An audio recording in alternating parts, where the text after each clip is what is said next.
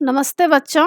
आज मैं आप लोगों को क्लास 12 आरोह का पाठ पहलवान की ढोलक जो कि फणीश्वर नाथ रेणु जी द्वारा लिखा गया है, इसका मैं समरी और नीचे एग्ज़ाम के लिए प्रश्न उत्तर पढ़ाने जा रही हूँ। क्योंकि बच्चों आप लोगों का एग्ज़ाम पास है, इसीलिए इसको समरी के रूप में, सारांश के रूप में आप समझ जाएंगे एक स्टोरी के जैसे कि पहलवान की ढोलक में लेखक क्या कहना चाहते हैं। और इससे पहले बच्चों मैं क्लास 12 आरोह और वितान का सारा वीडियो बना चुकी हूँ।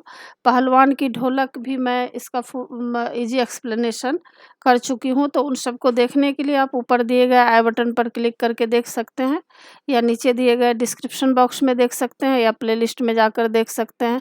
और बच्चों आप मुझे इंस्टाग्राम, फेसबुक और ट्विटर पर भी फॉलो कर सकते हैं। तो पाठ शुरू करते हैं। पहलवान की ढोलक। इसमें देखिए इसका सार इस तरह है।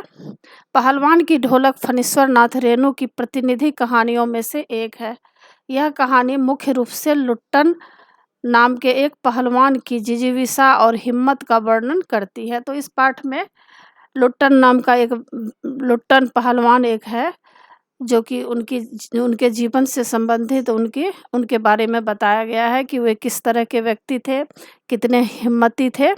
तो उनके बारे में ही इस पाठ में वर्णन किया गया है। महामारी की भयावह स्थिति।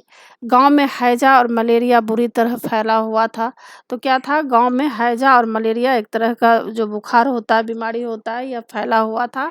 और रात का अंधकार और भयानक सन्नाटा। आकाश में तारे चमक रहे थे। इसके अतिरिक्त प्रकाश का नाम नहीं था, क्योंकि रात्रि अमावस्या की थी। अमावस्या की रात में पूरे रात जो है चांद नहीं दिखाई देता है, तो अंधेरा ही अंधेरा था। जंगल से गीदड़ और उल्लुओं की डरावनी आवाज़ वातावरण की निस्तब्धता को यदाकदा भंग कर रही थी। झोपड़ियों में बड़े मरीज हरे राम हे भगवान की टेर लगा रहे थे, मतलब भगवान के नाम ले रहे थे। बच्चों के निर्बल कंठों से माँ माँ की चित्कार के साथ रोने की आवाज़ें आ रही थी।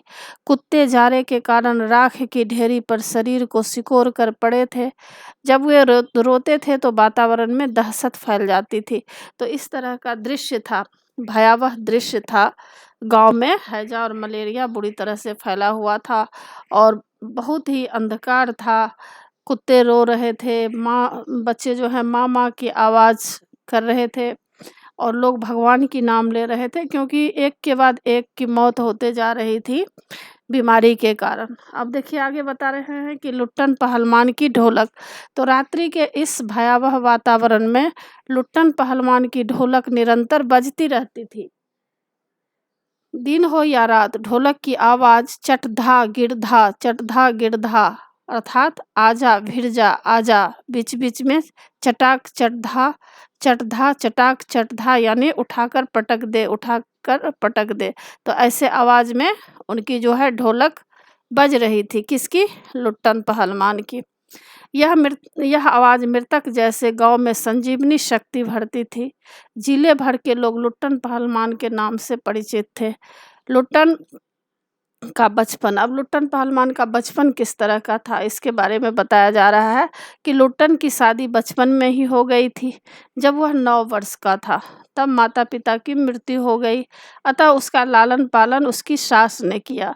बचपन में वह गाय चराता, धारोष्ण दूध पीता और कसरत किया करता था। गांव वालों से सास को मिली तकलीफ़ों का बदला लेने की आकांक्षा ने उसे पहलवान बना दिया। तो गांव वाले क्या करते थे, उनकी जो सास थी उनको काफ़ी तकलीफ़ देते थे। तो लुट्टन पहलवान को यह देखा नहीं जाता था, वह बदला लेने के आवेश में लगा हुआ था। अब वह कुश्ती लड़ने लगा। श्यामनगर का दंगल। अब देखिए इसमें दिखाया जा रहा है कि श्यामनगर में कौन सा दंगल हुआ था। एक बार लुट्टन श्यामनगर में होने वाले कुश्ती के दंगल को देखने गया। दंगल में पंजाब से अपने गुरु पहलवान बादल सिंह के साथ चांद सिंह नाम का पहलवान भी आया था। तो जब लुट्टन जो है श्यामनगर में कुश्ती देखने गया था, तो वहाँ कौन आया था, बादल सिंह के साथ चांद सिंह नाम का भी पहलवान आया था। उसने अपनी उम्र के सभी पहलवानों को पछाड़कर शेर के बच्चे की उपाधि प्राप्त की थी। चांद सिंह से भिड़ने की हिम्मत किसी पहलवान को न थी। वह अजीब किलकारी भरता हुआ अखाड़े में लंगोट घुमाकर अपने अपराजित होने की घोषणा करता था। श्यामनगर के राजा चांद सिंह को अपने दरबार में रखने की सोच ही रहे थे कि लुट्टन ने चांद सिंह को चुनौती दे दी। दर्शकों ने लुट्टन को पागल समझा। अब सब लोग ये समझा कि लुट्टन तो छोटा सा है, वह किस तरह से जो है इसको हरा पाएगा चांद सिंह को। कुश्ती प्रारंभ होते ही चांद सिंह बाज की तरह उस पर टूट पड़ा। राजा साहब ने कुश्ती रुकवाकर लुट्टन को समझाया और कुश्ती से हटने को कहा, किंतु लुट्टन ने राजा से लड़ने की इजाज़त मांगी। लुट्टन को मैनेजर से लेकर सिपाहियों तक ने समझाया, किंतु लुट्टन ने राजा से कहा, सरकार, यदि आपकी आज्ञा न मिली तो मैं पत्थर पर सिर मारकर मर जाऊंगा। भीड़ में अधीरता थी। पंजाबी पहलवानों का समूह लुट्टन को गाली दे रहा था। चांद सिंह खड़ा मुस्कुरा रहा था। कुछ लोग लुट्टन को लड़ने की अनुमति देना चाहते थे। विवश राजा साहब ने अनुमति दे दी। अब राजा साहब क्या हो गए, विवश हो गए, क्योंकि लुट्टन बोला कि अगर आप हमको नहीं पहलवानी करने देंगे चांद सिंह के साथ तो मैं मर जाऊंगा। विवश राजा साहब ने अनुमति दे दी। बाजे बजने लगे, किंतु लुट्टन का ढोल अभी धुन में बज रहा था। चांद सिंह ने लुट्टन को कसकर दबा लिया था। वह गर्दन पर कोहनी डालकर चित करने की कोशिश कर रहा था। दर्शक व चांद सिंह का गुरु बादल सिंह चांद को उत्साहित कर रहे थे। लुट्टन की आंखें बाहर निकल रही थी, छाती फटने को हो रही थी। उसके साथ केवल ढोल की आवाज़ थी, जिसकी ताल पर वह अपनी शक्ति, हिम्मत व दांव-पेच की परीक्षा ले रहा था। तो इसमें दिखाया जा रहा है कि उनकी जो ढोलक बज रही थी, तो ढोलक से उनको हिम्मत और शक्ति आ रहा था। ढोल ने धाक धिना तिरकट तिना की आवाज़ दोहराई, जिसका अर्थ लुट्टन ने लगाया, दांव काट, बाहर हो जा। और लुट्टन ने नीचे से निकलकर चांद सिंह की गर्दन कब्जा कर ली। ढोल ने चटाक धा उठा पटक दे कहा कि लुट्टन ने चांद सिंह को जमीन पर दे मारा। ढोलक ने धिना धिना धिक धिक धिना की आवाज़ निकाली कि चांद सिंह को लुट्टन ने चारों खाने चित कर दिया। ढोलक ने धा गिड गिड बाहर बहादुर की ध्वनि की तो जनता ने माँ दुर्गा की, महावीर जी की, राजा श्यामनंद की जय जयकार कर दी। लुट्टन ने श्रद्धापूर्वक ढोल को प्रणाम किया और राजा साहब को गोद में उठा लिया। राजा साहब ने लुट्टन को शाबाशी दी और लुट्टन को सदा के लिए अपने दरबार में रख लिया। पंजाबी पहलवान चांद सिंह के आंसू पोंछ रहे थे और दूसरी ओर राज पंडित व क्षत्रिय मैनेजर दबी जबान से उसकी नियुक्ति का विरोध कर रहे थे। उनका तर्क था कि लुट्टन क्षत्रिय नहीं है। राजा ने तर्कों को खारिज कर दिया और लुट्टन के लिए सारी व्यवस्था कर दी। लुट्टन ने भी कुछ ही दिनों में सभी पहलवान को आसमान दिखा दिया, जिसमें काला खान नाम का प्रसिद्ध पहलवान भी था। अब आगे बताया जा रहा है कि राज दरबार के 15 वर्ष क्षेत्र के सभी पहलवान लुट्टन से हार चुके थे। अतः अब लुट्टन दर्शनीय जीव बन गया था। वह मेलों में घुटने तक लंबा चोगा पहने अस्त व्यस्त पगड़ी बांधकर मतवाले हाथी की तरह घूमता चलता था। हलवाई के आग्रह पर वह 2 सेर रसगुल्ले खा जाता था। 8-10 पान एक बार में ही मुंह में रख लेता था।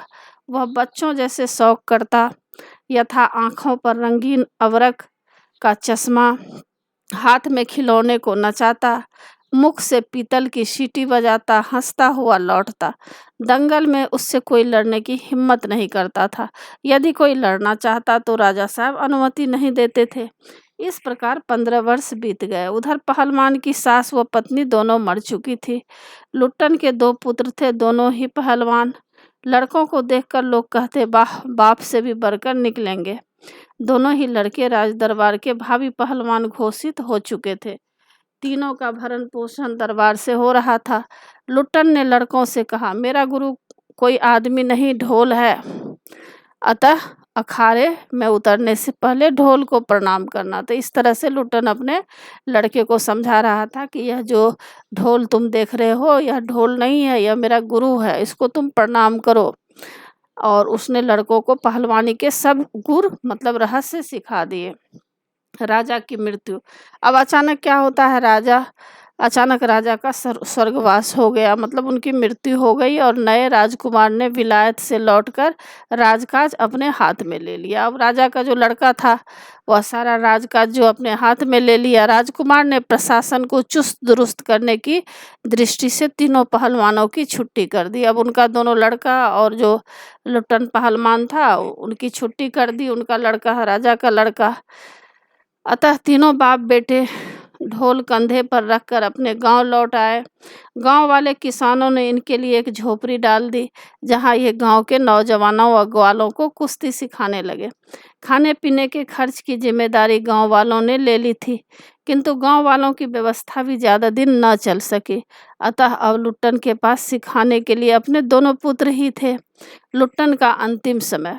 अब गांव पर भयानक संकट आ गया। पहले सूखा पड़ा जिससे अन्न की कमी हुई, और फिर मलेरिया और हैजे का आक्रमण हुआ। गांव में घर के घर खाली हो गए, मतलब बहुत सारे लोग मारे गए। प्रतिदिन 2-3 मौत होने लगी। लोग एक दूसरे को ढाढ़स बंधाते, सूर्यास्त होते ही वे घरों में घुस जाते, सब चुप रहते। ऐसे में केवल पहलवान की ढोलक ही बजती थी। गांव में अर्धमृत, औषधि उपचार पथविहीन प्राणियों में ढोलक की आवाज़ संजीवनी शक्ति भरती थी। ऐसी स्थिति में एक दिन पहलवान के दोनों बेटे भी चल बसे, मतलब दोनों बेटे की भी मृत्यु हो गई। एक लंबी सांस लेकर लुट्टन ने कहा, दोनों बहादुर गिर पड़े। उस दिन लुट्टन ने राजा साहब द्वारा दी गई रेशमी जांघिया पहनी, शरीर में मिट्टी मलकर कसरत की और फिर दोनों पुत्रों को कंधे पर लादकर नदी में बहाया। इस घटना से गांव वालों की भी हिम्मत टूट गई। 4-5 दिन बाद जब एक दिन रात को ढोलक नहीं बोली, तब प्रातः जाकर शिष्यों ने देखा कि पहलवान की लाश चित पड़ी हुई है। शिष्यों ने बताया कि उनके गुरु ने इच्छा प्रकट की थी कि उनके शरीर को चिता पर पेट के बल लिटाया जाए, चित नहीं। उनकी चिता को आग देते समय ढोल अवश्य बजाया जाए। तो यह था बच्चों सारांश। आशा है कि आपको पूरा सारांश समझ में आ गया होगा। लुट्टन पहलवान कैसा व्यक्ति था और वह कितना हिम्मती था, इसके बारे में बताया गया है। और नीचे एग्जाम के लिए प्रश्न उत्तर दिए गए हैं।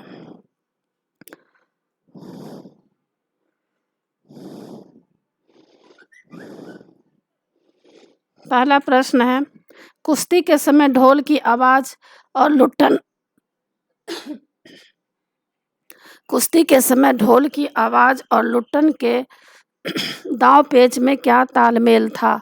पाठ में आए ध्वन्यात्मक शब्द और ढोल की आवाज आपके मन में कैसी ध्वनि पैदा करते हैं? उन्हें शब्द दीजिए। उत्तर, लुट्टन ढोल की आवाज के प्रति बहुत अधिक संवेदनशील था। ढोल की एक एक थाप उसे मानो कुश्ती के दांव पेच सिखाते हुए प्रतीत होती थी। ढोल से निकली ध्वनियाँ उसे निम्नलिखित अर्थ और आदेश दिया करती थी, जैसे चिट धा गिड़ धा, आजा भिड़ जा, चटाक चट धा, उठाकर पटक दे, ढाक ढिना, वाह पट्ठे, चट गिड धा, मत डरना, धाक धिना, तिरकट तिना, दांव काटो बाहर हो जाओ, धिना धिना धिक धिना, चित करो धिना धिना धिना धिना धिक धिना, चित करो। ये ध्वन्यात्मक शब्द हमारे मन में उत्साह का संचार करते हैं और संघर्ष में लड़ने की प्रेरणा देते हैं। दूसरा प्रश्न है, कहानी के किस किस मोड़ पर लुट्टन के जीवन में क्या क्या परिवर्तन आए? उत्तर, कहानी में लुट्टन के जीवन में निम्नलिखित परिवर्तन आए। पहला, माता पिता की मृत्यु के बाद वह अनाथ हो गया और उनका लालन पालन विधवा सास ने किया। दूसरा, श्यामनगर दंगल में चांद सिंह को कुश्ती में पछाड़ कर वह राज दरबार का अस्थायी पहलवान बन गया। तीसरा, 15 वर्ष बाद राजा साहब की मृत्यु के बाद राजकुमार ने उसे दरबार से हटा दिया और अपने गांव लौट आया। चौथा, कुछ दिनों गांव वालों ने भरण पोषण का दायित्व लिया, किंतु बाद में अखाड़ा बंद हो गया, केवल पिता व दोनों पुत्र ही रह गए। चौथा, पुत्रों की मृत्यु के बाद 4-5 दिन वह अकेला रहा और फिर स्वयं भी मृत्यु को प्राप्त हुआ। तीसरा प्रश्न, लुट्टन पहलवान ने ऐसा क्यों कहा होगा कि मेरा गुरु कोई पहलवान नहीं, यही ढोल है? उत्तर, लुट्टन ने कुश्ती के दांव पेच किसी उस्ताद से नहीं सीखे थे। उसे कुश्ती करते हुए संघर्ष की प्रेरणा मिलती थी ढोलक की उत्तेजक आवाज से। जब ढोलक पर थाप पड़ती थी तो पहलवान की नसें उत्तेजित हो जाती थी, उसका तन बदन लड़ने के लिए मचलने लगता था। श्यामनगर के मेले में उसने शेर के बच्चे चांद सिंह को इसी आवाज के बल पर हराया था। इसी कारण जब वह कुश्ती जीता तो उसने सबसे पहले ढोल को प्रणाम किया। एक प्रकार से उसने ढोल को ही अपना गुरु मान लिया। चौथा प्रश्न, गांव में महामारी फैलने और अपने बेटों के देहांत के बावजूद लुट्टन पहलवान ढोल क्यों बजाता रहा? उत्तर, लुट्टन पहलवान का ढोल की आवाज के साथ गहरा रिश्ता था। यह आवाज उसकी नसों में सनसनी फैलाती थी, उसे उत्तेजित करती थी, उसमें जीवंतता भरती थी। इस प्रकार जीवित रहने के लिए उसे ढोल की आवश्यकता थी। वह यह भी समझता था कि यह ढोल न केवल उसे बल्कि औरों को भी उत्साह देता है। यह सन्नाटे में जिंदगी के होने का एहसास भरता है। इस कारण वह महामारी फैलाने के दौरान भी ढोल बजाता रहा। अपने बेटों की मृत्यु के बावजूद भी उसने सन्नाटे को तोड़ने के लिए, जीवन के उत्साह को बनाए रखने के लिए ढोल बजाना जारी रखा। पांचवा प्रश्न है, ढोलक की आवाज का पूरे गांव पर क्या असर होता था? उत्तर, ढोलक की आवाज से रात का सन्नाटा और भय कम होता था। महामारी से पीड़ित अधमरे से लोगों की नसों में एक उत्तेजना सी फैल जाती थी। बच्चे, बूढ़े, जवान सबकी आंखों के सामने दंगल का दृश्य और उत्साह नाचने लगता था। यद्यपि मरने वाले रोगी मौत से बच नहीं पाते थे, किंतु उन्हें जीते जी मौत का भय सताना बंद कर देता था। वे आराम से मर सकते थे। इस प्रकार ढोल की आवाज उनके जीवन के कष्ट को कम करने में सहायक बनती थी। छठा प्रश्न है, महामारी फैलने के बाद गांव में सूर्योदय और सूर्यास्त के दृश्य में क्या अंतर होता था? उत्तर, महामारी फैलने के बाद सूर्योदय और सूर्यास्त के बाद के नज़ारे बिल्कुल भिन्न थे। सूर्योदय के पश्चात दिन भर गांव में हलचल रहती थी। चाहे बीमार लोग हाहाकार करते थे और रुदन मचाते थे, किंतु फिर भी उनके चेहरों पर एक चमक रहती थी। वे सुबह होते ही खांसते कराहते स्वजनों के पास जाकर उन्हें सांत्वना दिया करते थे। इस प्रकार उनका जीवन उत्साहमय बना रहता था। सूर्यास्त के पश्चात सब लोग अपनी अपनी झोपड़ियों में घुस जाते थे। तब वे चूं भी नहीं करते थे, मानो उनकी बोलने की शक्ति कुंद हो जाती थी। यहाँ तक कि माताएं अपने दम तोड़ते पुत्र को बेटा भी नहीं कह पाती थी। सातवां प्रश्न, कुश्ती या दंगल पहले लोगों और राजाओं का प्रिय शौक हुआ करता था। पहलवानों को राजा एवं लोगों के द्वारा विशेष सम्मान दिया जाता था। क का ऐसी स्थिति अब क्यों नहीं है? ख, इसकी वजह अब किन खेलों ने ले ली है? ग, कुश्ती को फिर से प्रिय खेल बनाने के लिए क्या क्या कार्य किए जा सकते हैं? उत्तर, पहले कुश्ती या दंगल कराना लोगों का और राजाओं का प्रिय शौक हुआ करता था। राजा और अन्य लोग पहलवानों को विशेष सम्मान दिया करते थे। क का, आज पहलवानों को न तो इतना सम्मान मिलता है और न दंगल आयोजित किए जाते हैं। कारण यह है कि अब पहले की तरह राजा नहीं रहे। दूसरे, अब मनोरंजन के अन्य आधुनिक साधन प्रचलित हो गए हैं। अब कुश्ती का स्थान घुड़दौड़, क्रिकेट, फुटबॉल आदि खेलों ने ले लिया है। ख का, कुश्ती व दंगल की जगह अब अनेक खेल आ गए हैं, यथा क्रिकेट, बैडमिंटन, वॉलीबॉल, टेनिस आदि। ग का, कुश्ती को फिर से प्रिय खेल बनाने के लिए ग्रामीण स्तर पर पंचायत के माध्यम से अखाड़े तैयार किए जाएं। जनपद से लेकर अंतर्राष्ट्रीय स्तर तक के पहलवानों को सरकार की ओर से इतनी धनराशि दी जाए जिससे वे अपना जीवन यापन कर सके। यह राशि कोई सरकारी नौकरी देकर देनी सरल है। सेना, रेलवे, बैंक आदि में पहलवानों को सेवा में लेकर कुश्ती को बढ़ावा दिया जा सकता है। आठवां प्रश्न है, आज से स्पष्ट कीजिए। आकाश से टूटकर यदि कोई भावुक तारा पृथ्वी पर जाना भी चाहता है तो उसकी ज्योति और शक्ति रास्ते में ही शेष हो जाती थी। अन्य तारे उसकी भावुकता अथवा असफलता पर खिलखिलाकर हंस पड़ते थे। उत्तर, लेखक अमावस की रात में चमकते और टूटते तारों की रोशनी पर प्रकाश डालता हुआ कहता है कि महामारी से पीड़ित लोगों की दुर्दशा पर भावुक होकर एक तारा आकाश से टूटा और सांत्वना देने के लिए पृथ्वी की ओर दौड़ा, परंतु वह बेचारा भी क्या करे, वह इतनी दूर है कि उसकी ज्योति और शक्ति रास्ते में ही चूक गई। अन्य तारे उस टूटे हुए चमकीले तारे को असफल देखकर और उसकी भावुकता देखकर वहीं हंसने लगे। आशा यह है कि आकाश में कहीं तारे टूट टूट कर गिर रहे थे, कहीं चमकते हुए स्थिर खड़े थे। 9 नंबर प्रश्न है, पाठ में अनेक स्थलों पर प्रकृति का मानवीकरण किया गया है। पाठ में ऐसे ऐसे अंश चुनिए और उनका आशय स्पष्ट कीजिए। उत्तर, प्रकृति के मानवीकरण रूप के कुछ उदाहरण दृष्टव्य हैं। अंधेरी रात चुपचाप आंसू बहा रही थी। निस्तब्धता करुण सिसकियों और आहों को बलपूर्वक अपने हृदय में दबाने की चेष्टा कर रही थी। यहाँ रेखांकित का मानवीकरण हुआ है। आशा यह है कि जाड़े की अंधकारमयी रात में पड़ती हुई ओस रात्रि के आंसू प्रतीत होते थे। वातावरण में ऐसी घोर शांति थी कि आह व वेदना की अभिव्यक्ति भी बाहर नहीं आ रही थी। वस्तुतः मलेरिया व हैजे से पीड़ित भयार्त गांव एकदम शून्य शांत था। पाठ के आसपास, पाठ में मलेरिया और हैजे से पीड़ित गांव की दयनीय स्थिति को चित्रित किया गया है।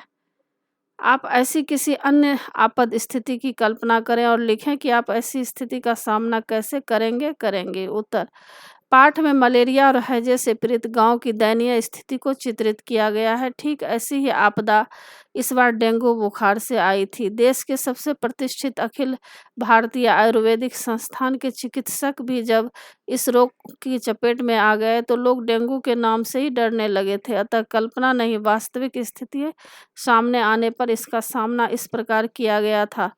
मैं भी बचाव दल का सदस्य बनकर निम्नलिखित कार्य करूंगा। पहला, स्वच्छता अभियान में मदद करूंगा। दूसरा, रक्तदान शिविर लगाने में सहयोग करूंगा। तीसरा, डेंगू से बचने की जानकारी देने में दिन रात एक कर दूंगा। चौथा, गरीबों के लिए निःशुल्क चिकित्सा की व्यवस्था करूंगा। दूसरा प्रश्न है, ढोलक की थाप मृत गांव में संजीवनी शक्ति भरती थी। कला से जीवन के संबंध को ध्यान में रखते हुए चर्चा कीजिए। उत्तर, कला और जीवन का अटूट संबंध है। कला के विभिन्न भेद हैं। संगीत व काव्य की श्रेष्ठता सर्व स्वीकार्य है। कवियों ने मरते हुए निराश वीरों में वीरता का संचार किया है। वीर गाथा काल का समस्त साहित्य ऐसा ही है। अपनी अल्पवयस्क रानी के प्रति आसक्त मिर्जा राजा जय सिंह को बिहारी के एक दोहे ने ही जगा दिया था। अकबर से संधि का मन बना लेने वाले महाराणा प्रताप को कवि के एक पत्र की 2 पंक्तियां ने ही दृढ़ बना दिया था। अल्लाह काव्य पढ़कर या सुनकर लोगों में जोश आ जाता है। वाद्य यंत्र भी व्यक्ति को कुछ से कुछ कर देने की शक्ति रखते हैं। वाद्य यंत्रों के स्वरों को सुनकर पैर नृत्य के लिए ललचाने लगते हैं, कंठ से गायन फूट निकलता है, शरीर उछल कूद करने लगता है।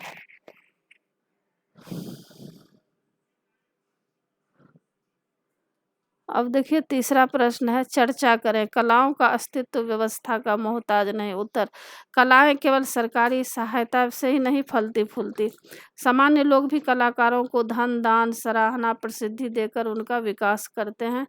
लोकतंत्र में आवश्यक है कि ये कलाएं जनता के हाथों में फले फूले। भाषा की बात है, हर विषय, क्षेत्र, परिवेश आदि के कुछ विशिष्ट शब्द होते हैं। पाठ में कुश्ती से जुड़ी शब्दावली का बहुतायत प्रयोग हुआ है। उन शब्दों की सूची बनाइए, साथ ही नीचे दिए गए क्षेत्रों में इस्तेमाल होने वाले कोई 5-5 शब्द बताइए। चिकित्सा, क्रिकेट, न्यायालय या अपनी पसंद का कोई क्षेत्र। तो उत्तर है कुश्ती से जुड़ी शब्दावली। ताल ठोकना, दंगल, पट्टों पकड़, चित, दांव काटना, जमीन पर दे मारना, मिट्टी मलना। चिकित्सा, डॉक्टर, वैद्य, हकीम, औषधि, मलेरिया। क्रिकेट, बॉल, पेंट, स्पंड, नो बॉल, क्लीन, वोल्ट। न्यायालय, एडवोकेट, जज, पेशकार, नक्सलनवीस और मोहर्रिर। शिक्षा, प्रधानाचार्य, अध्यापक, श्यामपट, पुस्तकालय, वाचनालय। पाठ में दूसरा प्रश्न है, पाठ में अनेक अंश ऐसे हैं जो भाषा के विशिष्ट प्रयोगों की वानगी प्रस्तुत करते हैं।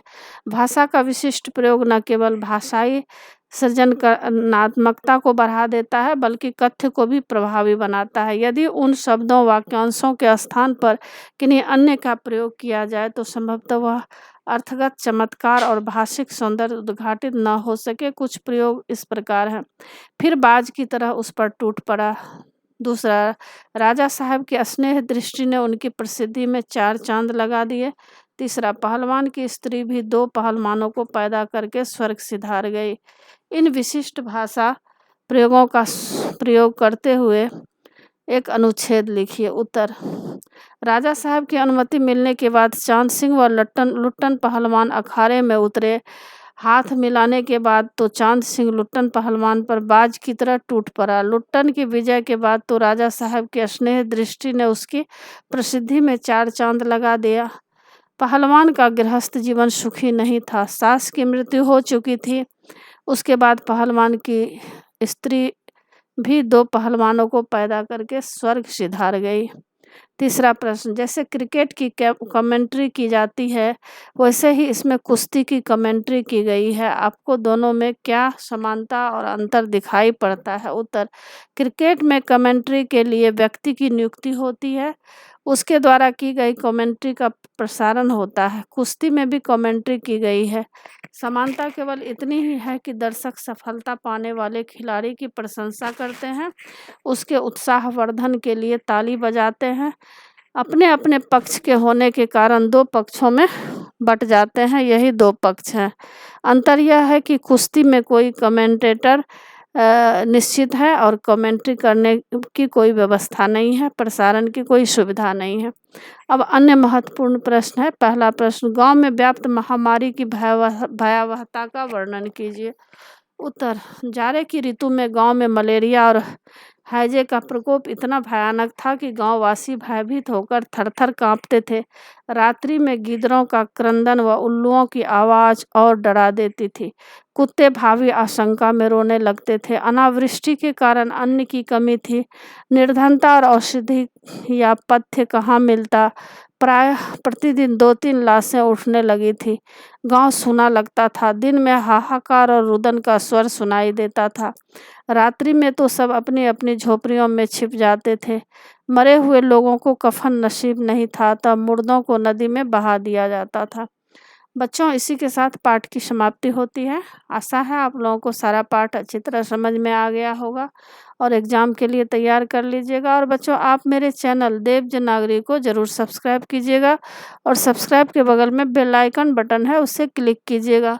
लाइक कीजिएगा और शेयर कीजिएगा। कमेंट्स ज़रूर कीजिएगा कि आपको यह पाठ कैसा लगा। नए पाठ के साथ फिर मैं मिलूँगी बच्चों। धन्यवाद।